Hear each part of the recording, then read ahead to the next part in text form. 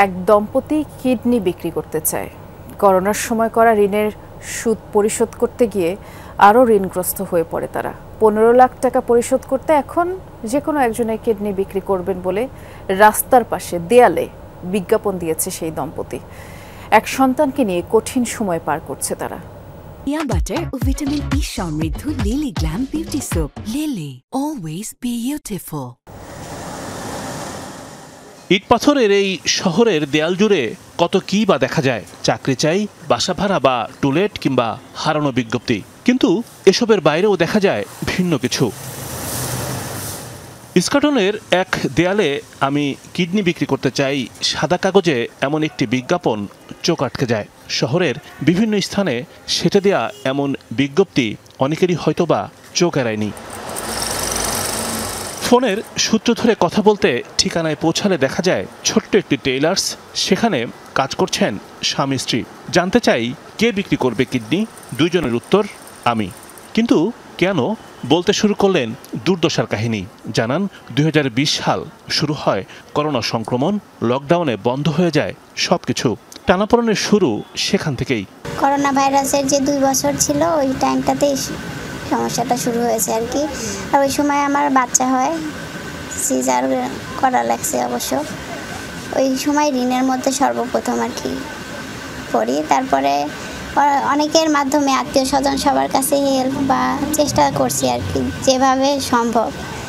তারপরে আসলে কারো কাছ থেকে ওরকম হেল্প না পাওয়ার কারণে এনজিও থেকে লোন নেওয়া, তারপর ওইটা দিতে না পেরে দেখা যাচ্ছে একজনের কাছ থেকে লাভের ওপরে নেওয়া, এইভাবে আর কি।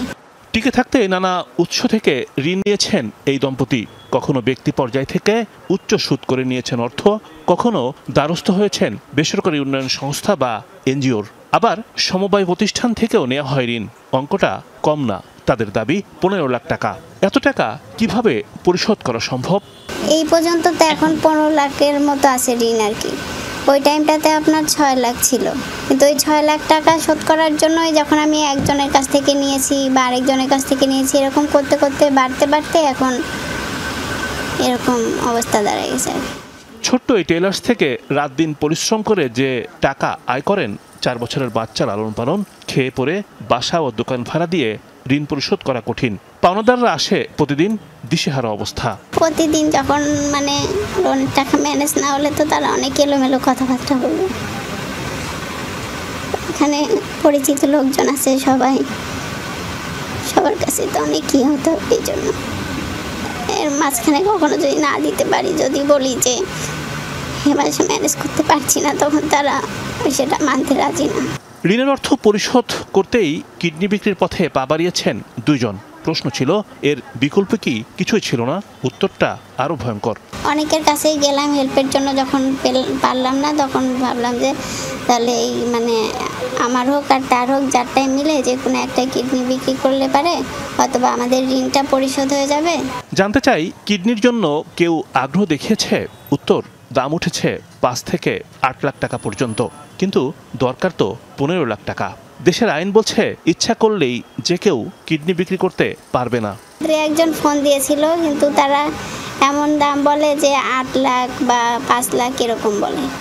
খুব খারাপ লাগে, কষ্ট লাগে। আমি তো কখনো এরকম এসে পড়ি নাই, কিন্তু পড়ানোর পর থেকে এগুলো ফেস করা আমার জন্য খুব কষ্ট হয়ে যাচ্ছে, তাদেরও কষ্ট হয়ে যাচ্ছে। সরকারি অথবা বেসরকারি কোনো উদ্যোগ পাশে পেলে আবার হয়তো এই পরিবারের মুখে হাসি ফোটানো সম্ভব। রিমন রহমান, যমুনা নিউজ, ঢাকা।